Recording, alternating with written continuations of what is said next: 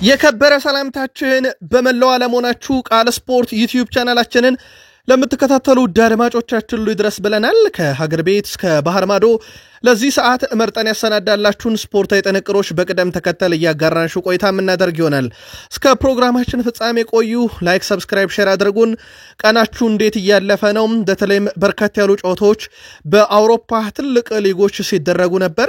የትኛው ስቴዲየም ነበራችሁ? አጋሩን። እኛ በስፔን፣ በጣሊያን፣ በጀርመን፣ በፈረንሳይ በተወዳጁ የእንግሊዝ ፕሪሚየር ሊግ ጭምር ለዚህ ሰዓት ያገኘናቸውን ስፖርታዊ መረጃዎች እያጋራናችሁ ነው ቆይታ የምናደርገው። በመረጃ ሰዓታችን አስቀድመን የሀገር ቤት ጉዳይ እናነሳለን። ከዛ በኋላ በባህር ማዶ ዛሬ ያልተጠበቁ ትልልቅ ክለቦች ሽንፈት ያጋጠማቸው ነጥብ የጣሉበት ነበረ፣ እናነሳችኋለን እነኝን። በእንግሊዝ ፕሪሚየር ሊግ የመረጃ ሰዓታችንም በርካታ ጨዋታዎች ሲደረጉ ነበረ። የደረጃ ሰንጠረዡ ላይ ለውጥ ሊያስከትሉ እንደሚችሉ ይጠበቅ ነበር። እነኚህ ጨዋታዎች አንድ ባንድ እናነሳችኋለን። በእንግሊዝ ፕሪሚየር ሊግ የመረጃ ሰዓታችን ግን የሊቨርፑልና የሲቲን ጨዋታ እንዴት እንዳገኛችሁት በሐሳብ መስጫ ሳጥናችን ላይ ጻፉልን። ግን ከዚህ ጨዋታ ጋር አያይዘን የምናነሳቸው በርከት ያሉ ነጥቦች አሉ።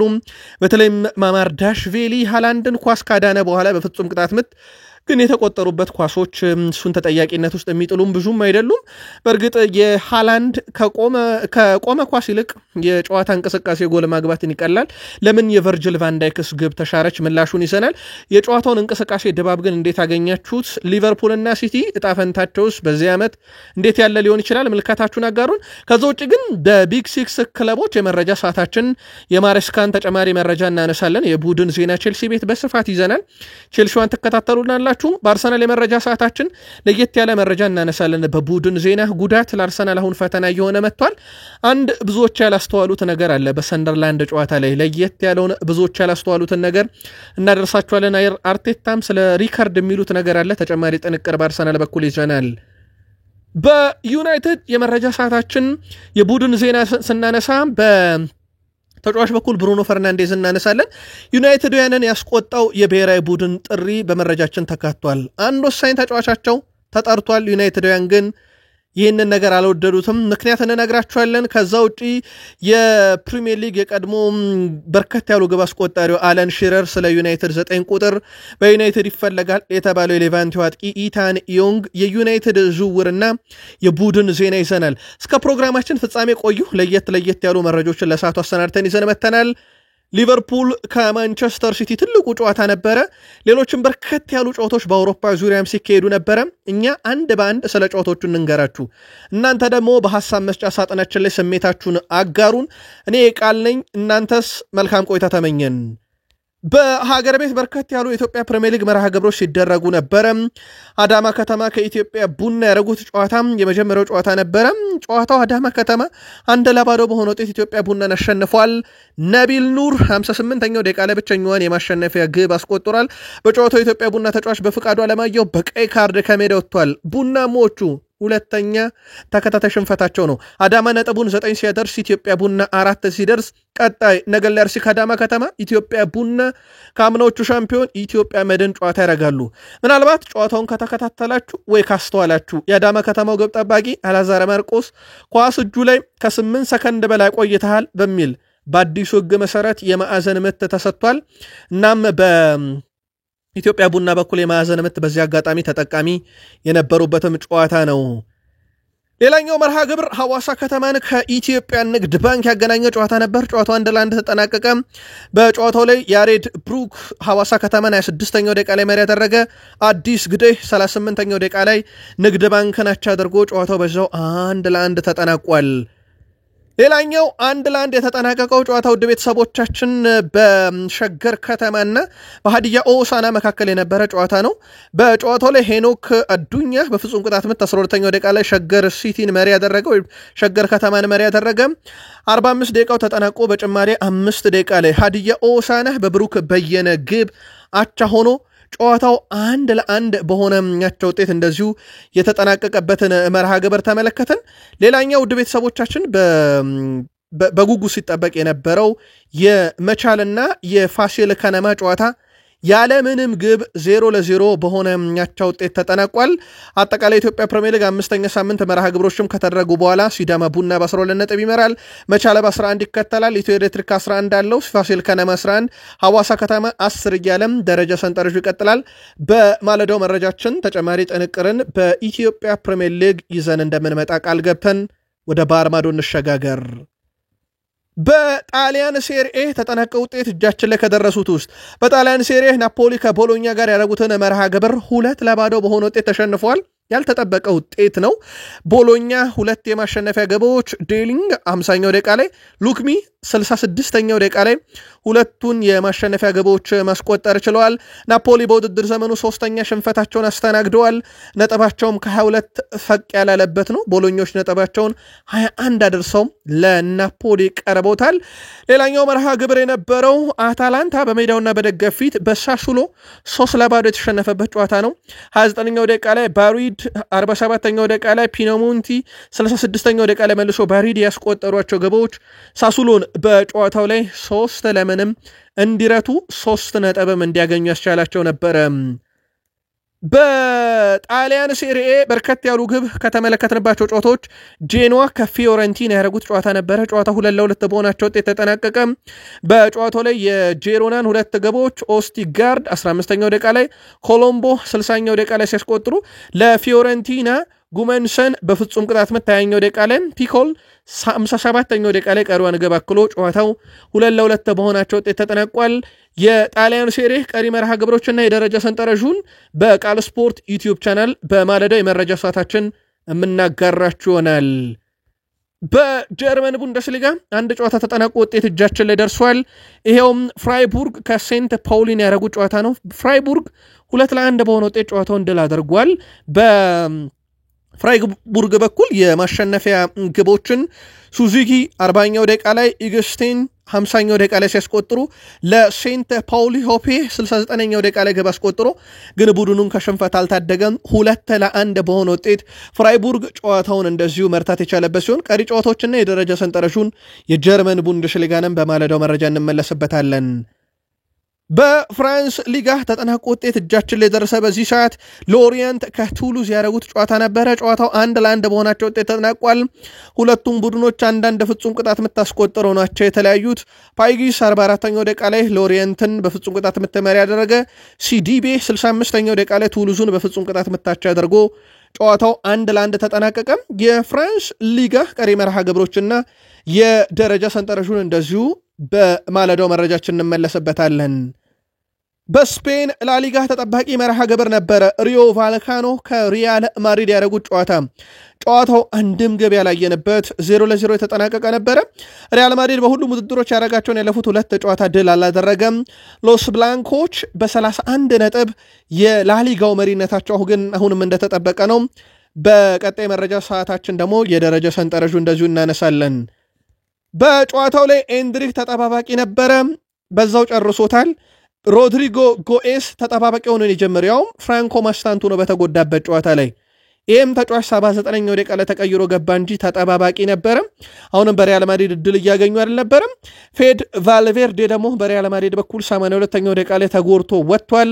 እንደ አጠቃላይ በኳስ ቁጥጥር ሪያል ማድሪድ 55%፣ ሪዮ ቫልካኖ 45%። ኦፍሳይድ ሁለቱም አንዳንድ፣ የማዕዘን ምት ማድሪድ 5 ሪዮ ቫልካኖ 5።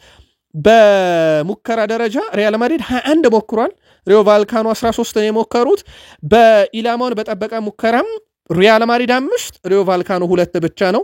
እንዳጠቃላይ በቁጥራዊ መመዘኛም ካየ ነው። በግብ ጠባቂ ደረጃ የሪዮ ቫልካኖ ግብ ጠባቂ 5 ኳስ አድኗል። በሪያል ማድሪድ በኩል 2 ኔዳ ነው። በኳስ ቁጥጥር ብንመለከተው በተለይ ፓስ በማድረግ 443 ኳስ ተቀባብሏል ሪያል ማድሪድ። ሪዮ ቫልካኖ 37 ብቻ ነው።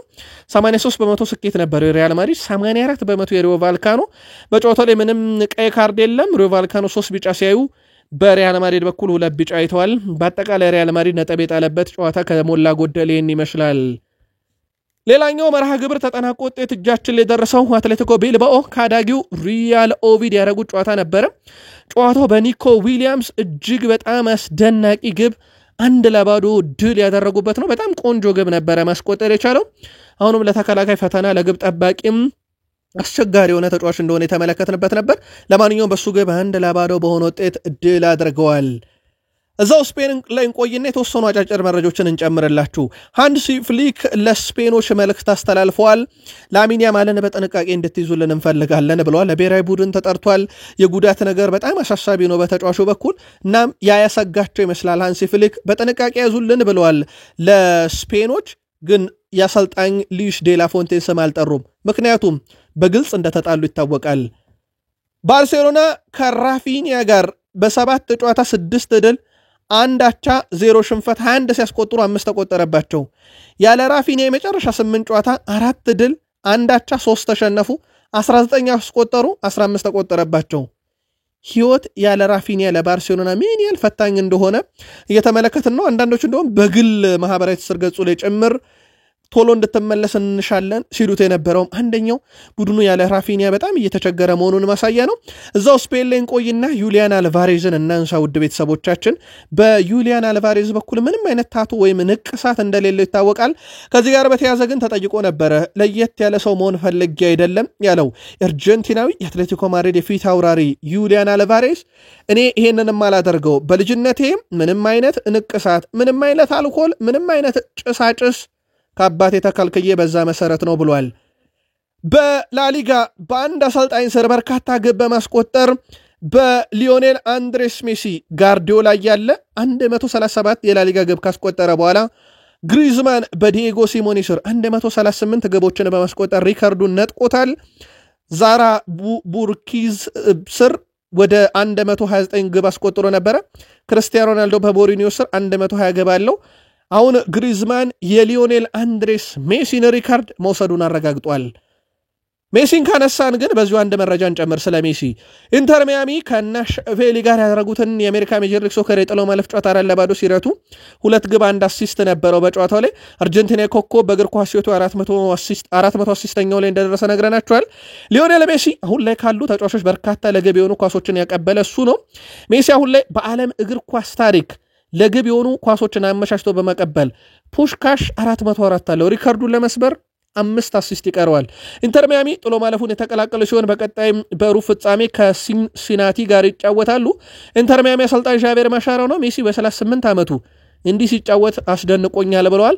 ሜሲ ኳሲዝም ምን ማድረግ እንደሚችል ሁላችንም እናውቃለን፣ ነገር ግን ያለ ኳስ ያደረገውም ነገር አስደናቂ ነው ብለዋል። በነገራችን ላይ ሊዮኔል አንድሬስ ሜሲ ዘንድሮ የውድድር ዓመት 24 ጨዋታን አድርጎ 44 የግብ አስተዋጽኦ አለው።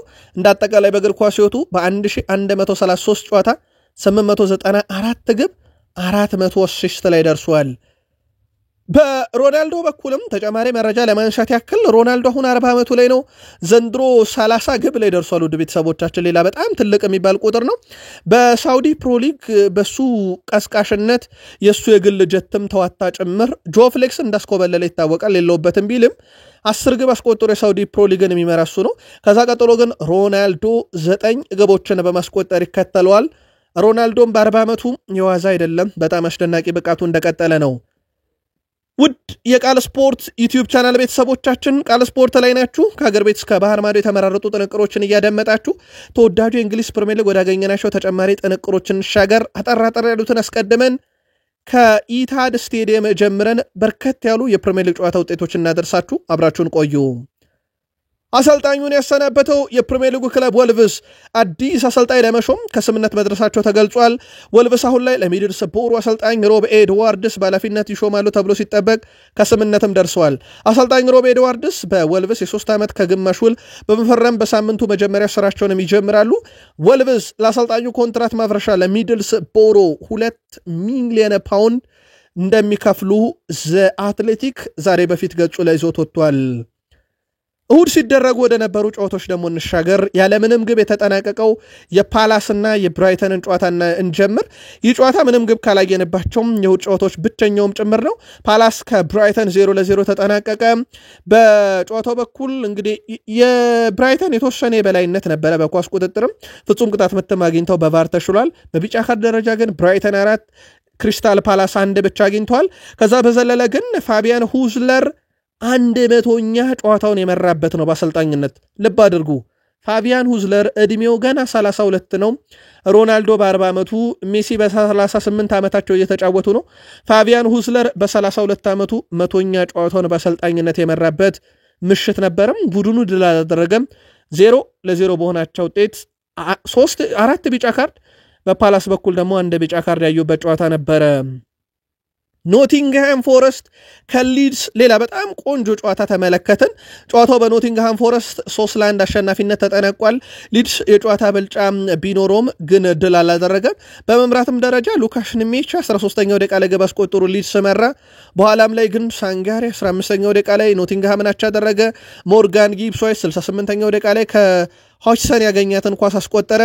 91ኛው ደቂቃ ላይ ኤሊዮት አንደርሰን ተጨማሪ ግብ አክሎ ኖቲንግሃም ፎረስት ጨዋታውን 3-1 በሆነ ውጤት ድል አድርጓል። በሻንዳይክ በኩል ሁለተኛ ጨዋታቸውን ድል አድርጓል።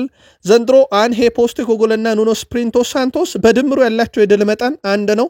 አሁን ኖቲንግሃም ፎረስትን የሚያሰለጥኑ ሻንዳይክ ከሁለቱ አሰልጣኞች የተሻለ ድል ላይ ደርሰዋል። በፖርቶ ላይ የተቀናጁት በኤሮፓ ሊግ ድላቸውን ጨምሮ ማለት ነው። እንዳጠቃላይ ኖቲንግሃም ፎረስት ወደ ብቃቱ የተመለሰበት የሚመስለው ጨዋታ በሲቲ ግራውንድ ሊድስን 3-1 በማሸነፍ ያስመለከተ ሌላኛው ጨዋታ ነበረ።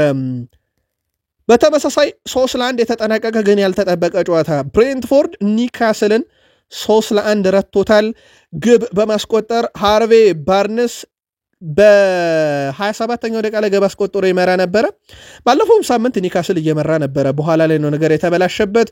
በብሬንትፎርድ በኩል ከዚህ ግብ መቆጠር በኋላ ከረፍት በኋላ ነው እንዳጠቃላይ 56ኛው ደቂቃ ላይ ኬቨን ሼድ አቻ ያደረጋቸው ብሬንትፎርዶችን። ኢገር ቲያጎ 78ኛው ደቂቃ ላይ በፍጹም ቅጣት ምት 95ኛው ደቂቃ ላይ በጨዋታ አስቆጥሮ አጠቃላይ 3-1 በሆነ ውጤት ድል ያደረጉበት ምሽት ሆኗል።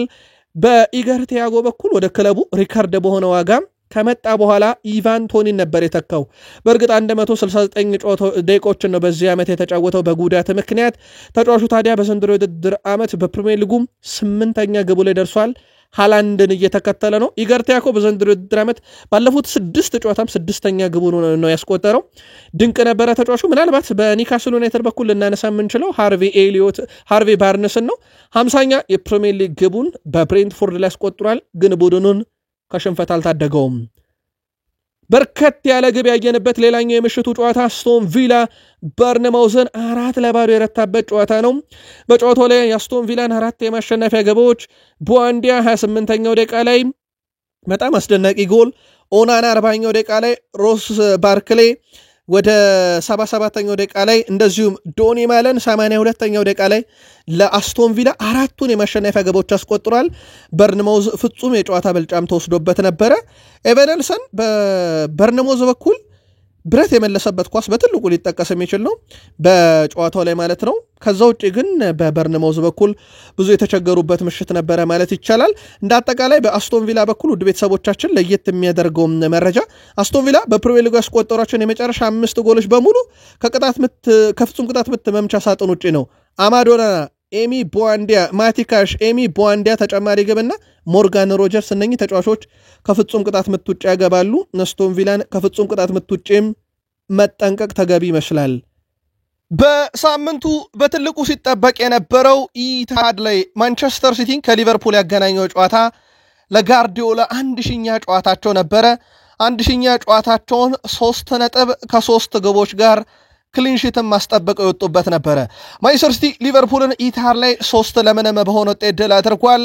በጨዋታው ላይ ኤርሊንግ ብሮት ሃላንድ 29ኛው ደቂቃ ላይ ከማቲያስ ኑኔስ ያገኛትን ኳስ፣ ኒኮ ጎንዛሌስ ከበርናንዶ ሲልቫ 45ኛው ተጠናቆ በጭማሪው ደቂቃ 48ኛው ደቂቃ ላይ ከረፍት በፊት ጄሬሜ ዶኩ 63ኛው ደቂቃ ላይ ከኒኮ ኦሪየል ያገኛትን ኳስ አስቆጠረ። ጄሬሜ ዶኩ ፍጹም ቅጣት ምት 9ኛው ደቂቃ ላይ ቢያስገኝም በቫር ከጸደቀች በኋላ ሃላንድ 13ኛው ደቂቃ ላይ መታ ማማር ዳሽ ቬል ያዳነበት። በጨዋታው ላይ ቨርጅል ቫን ዳይክ 39ኛው ደቂቃ ላይ ያስቆጠራት ግብ በኦፍሳይድ ተሸራለች። እቺ ግብ ለምን ተሻረች የሚለውን ማብራሪያ እንመለስበታለን። በጨዋታው ሊቨርፑል 4 ቢጫ ካርድ ሲያዩ በሊቨርፑል በኩል ተጫዋቾቻቸው በሲቲ በኩል 2 ቢጫ ካርዶችን ተመልክተዋል። ጨዋታውን በቁጥራዊ መለጃ ከተመለከት ነው በኳስ ቁጥጥር 51% ሊቨርፑል ሲቲ 49%። ኦፍሳይድ ሊቨርፑሎች 7 ጊዜ ያጥፍተዋል። በሲቲ በኩል አንድ ጊዜ የማዕዘን ምት ሁለቱም 7-7። አጠቃላይ ሙከራ ሲቲ 14 ሲሞክር ሊቨርፑል 7 ኢላማውን የጠበቀ ሲቲ 6 ሊቨርፑል 1 ኢላማውን የጠበቀ ሙከራ ነው በጨዋታው ላይ ማድረግ የቻለው። የሲቲና የሊቨርፑልን ግብ ጠባቂዎች ምን ያህል ኳስ አዳኑ ብንል ማማር ዳሽቬሊ 3 ኳስ አድኗል። እንዲሁም ደግሞ ዳናሮማ በኩል 2 ነው። የኳስ መቀባበል በሊቨርፑል በኩል 454 በሲቲ 446 ስኬታማነት ሊቨርፑል 86%፣ እንዲሁም ሲቲ 83%። በጥፋት ደረጃ ሊቨርፑሎች 15 ጥፋት አጥፍተዋል፣ ሲቲ 14። በቢጫ ካርድ ሊቨርፑል 4 ታይቷል፣ ሲቲ 2። እንዳጠቃላይ ምንም ቀይ ካርድ በጨዋታው ላይ አልነበረም። ከሞላ ጎደል ጨዋታው ይመስል ነበር። ጋርዲዮላ 1000ኛ ድላቸው ነው። ሃላንድ አሁንም ግብ ማስቆጠሩን ቀጥሏል። 14ኛ የፕሪሚየር ሊግ ግቡ ነው። በርካታ ነጥቦችን የሚነሱበት ጨዋታ ነው። እንመልከታቸው አንድ ባንድ። የእናንተን የግል መልከታ ግላኩልን። በጨዋታው ላይ ከተሻሩት ግቦች ውስጥ አንደኛው የቨርጅል ቫንዳይክ ግብ ነበረች። ብዙዎችም እቺ ግብ ለምን ተሻረች የሚሉ ጥያቄዎችን ሲያነሱ ነበረ። ቨርጅል ቫንዳይክ በመጀመሪያ አጋማሽ ለሊቨርፑል ያስቆጠረቻነት ግብ በቫር ነበር የተሻረችው። ጎሉ የተሻረው አንዲ ሮበርትሰን ከጨዋታ ውጪ በሆነ አቋቋም ላይ ስለነበረ መሆኑን የሊጉ ዳኞች ማህበር አሳውቀዋል። ማህበሩ ባወጣውም ይፋዊ መግለጫ ሮበርትሰን ከጨዋታ ውጪ ነበረ። ግቡ ሲቆጠር የግብ ጠባቂውን እይታ ለማስተጓጎል በግልጽ እንቅስቃሴ አድርጓል። በዚህ ምክንያት ግቡ ተሽሯል ብለዋል። ፕሪሚየር ሊጉ ኦፊሻል ባደረገው መግለጫ ምናልባት ያቺ ጎል ጸድቃ ቢሆን ኖሮ እንደሚታወቀው አቻ ነበር የሚሆኑት። ስለዚህ አቻ ቢሆኑ ኖሮም ጨዋታው በዚህ መንገድ ይጠናቀቅ ነበረ ወይንስ ጨዋታውን በተለየ መንገድ እንዲጠናቀቅ ያደርገው ነበረ? የግል መልከታችሁን በሐሳብ መስጫ ሳጥናችን ላይ ላኩልን። 2023-24 የውድድር ዓመት ጀምረን እንዳጠቃላይ ባለፉት 2 የውድድር ዓመታት አንድም ግብ ጠባቂ በአውሮፓ 5 ታላላቅ ሊጎች የጆርጅ ማማር ዳሽቬልን ያክል አላዳኑ። የኤርሊንግ ብሮት ሃላንድን ፍጹም ቅጣት ምት አድኖበታል። ስለዚህ 6ኛ ሆኖ ተደምሯል። ሃላንድ ፍጹም ቅጣት ምት ከሚመታ ሲጫወት ይሻለዋል። ሲጫወት ነው ግብ ያስቆጠረው። በጣም አስደናቂ ጭንቅላት ኳስ ያስቆጠረው በዛ አጋጣሚ ነበረ። ማማር ዳሽቬልን ግን በጨዋታው የመጀመሪያ ግብ ልትሆን የምትችል አይነት ኳስ በሃላንድ በኩል ስትመታ በማዳን ቢያንስ ጨዋታው ላይ ሊቨርፑል እንዲቆይ በመጀመሪያ አጋማሽ አድርጎ ነበረ። ግን ነገሮች ከዛ በኋላ በታሰበው አይነት መንገድ ለሊቨርፑል ያልሄዱበት በጣም አስቸጋሪ ምሽት ነበረ። በጨዋታው ዙሪያ ግን የግል መልከታችሁን በሐሳብ መስጫ ሳጥናችን ላይ ላኩልን። የሊቨርፑልና የሲቲን መጨረሻ ከዚህ ጨዋታ አንጻር እንዴት ተገመግሙታላችሁ?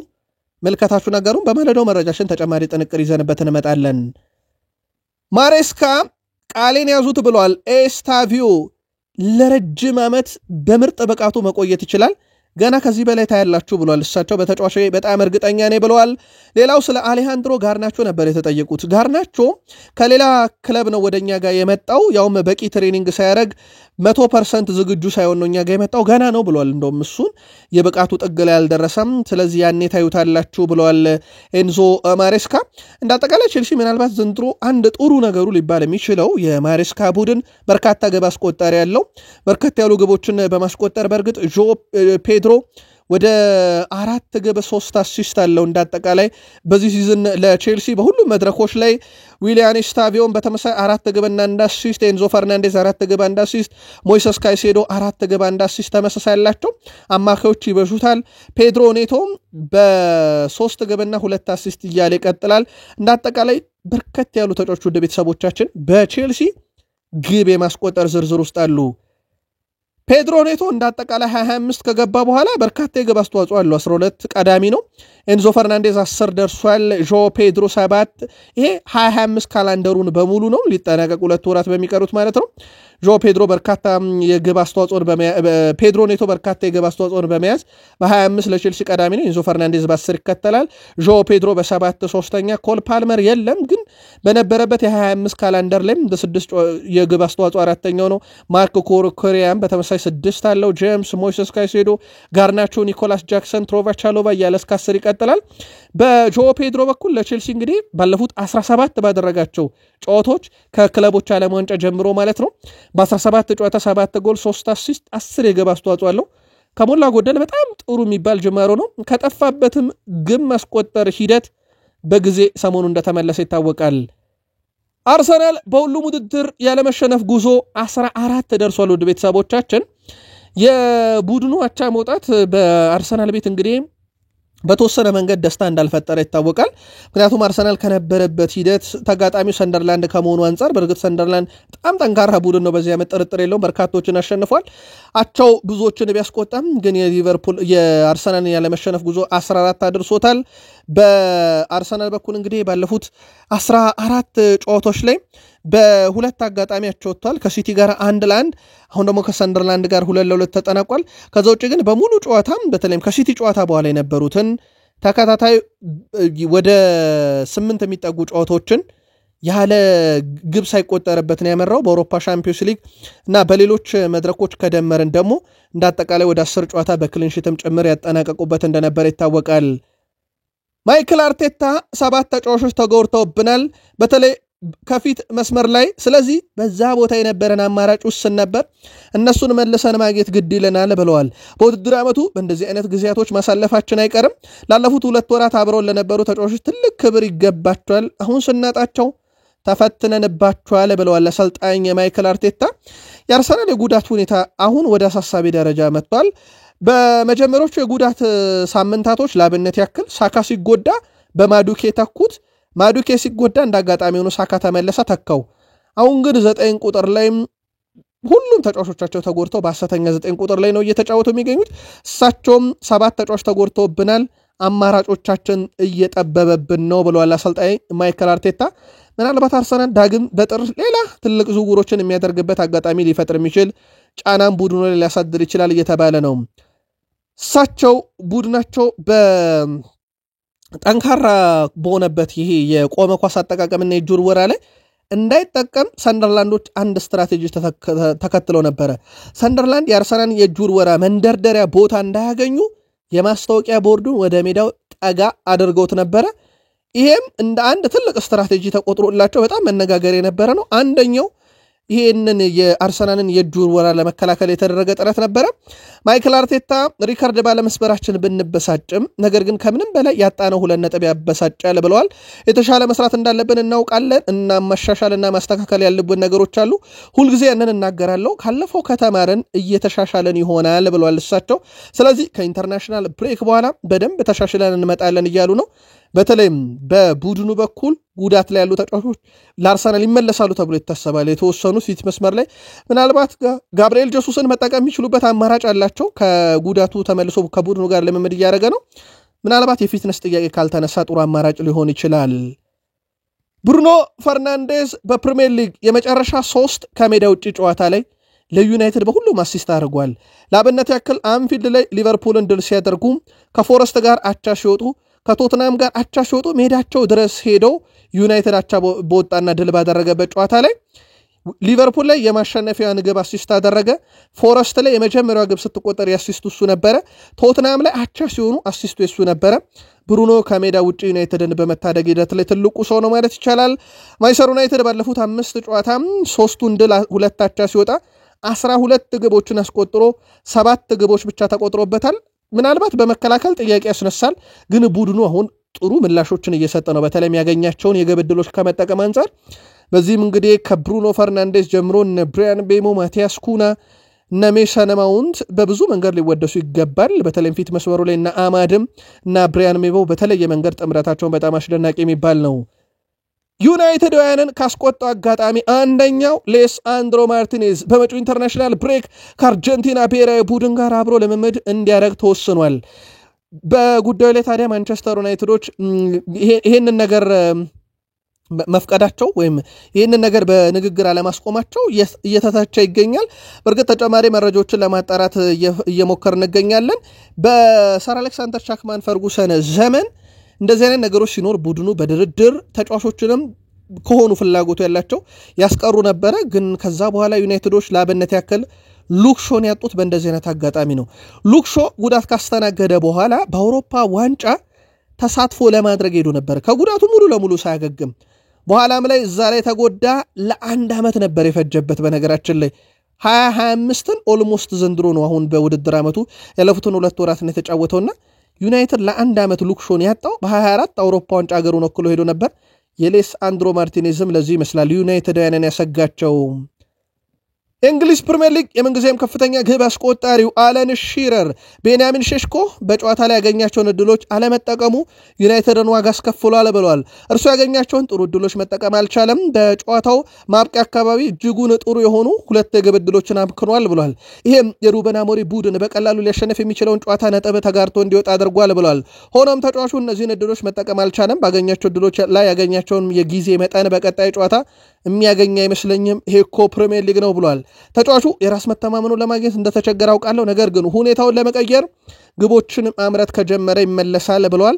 በዩናይትድ በኩል ይህንን ማስተካከል ማገዝ ይጠበቅባቸዋል ብለዋል የቀድሞ ተጫዋች አለን ሺረር። የማንቸስተር ዩናይትድ አለቃ በጥር የተጫዋች ዝውውር መስኮት አጥቂ ሊያመጡ ይችላሉ የሚሉ መረጃዎች በስፋት እየወጡ ነው። እንደውም ስማቸው ከኢታን ኢዮንግ ጋር እየተያዘ ነው። ከጊቭሚ ስፖርት ጋር በነበረው ቆይታ ኢታን ኢዮንግ ማንቸስተር ዩናይትድ በጣም ጥሩ ቡድን እንደሆነ የሩቨን ቫን ፐርሲ አድናቂ እንደሆነ ተሰጥኦ ያለው እሱንም የማየው ነበረ። ብራያን ቤሞሄውን ድንቅ ተጫዋች ነው በዩናይትድ ለካሜሮን መጫወት በመቻሌ እድለኛ ነኝ ከሱ ጋር ብሏል። በሜዳ ውስጥም ሆነ ከሜዳ ውጭ ብዙ እንደሚረዳኝ አስባለሁ። ዩናይትድ ትልቅ ክለብ ነው ብሏል። ዩናይትድ በቀጣይ አጥቂ ይፈልጋል። ምናልባት ነገሩ ይገጣጠም ይሆን ወይ በጥር እንጠብቀዋለን። ማንቸስተር ዩናይትድ በቀጣይ ከኢንተርናሽናል ብሬክ በኋላ ኤቨርተን፣ ክሪስታል ፓላስ፣ ዌስትሃም፣ ወልቭስ፣ በርንማውዝ እያለ ይቀጥላል። እኛ ቃል ስፖርቶች ለዚህ ሰዓት ያሰናዳላችሁ ጥንቅር ግን እዚህ ጋር ያበቃል። በማለዳው እንገናኝ። ሰናይ ጊዜ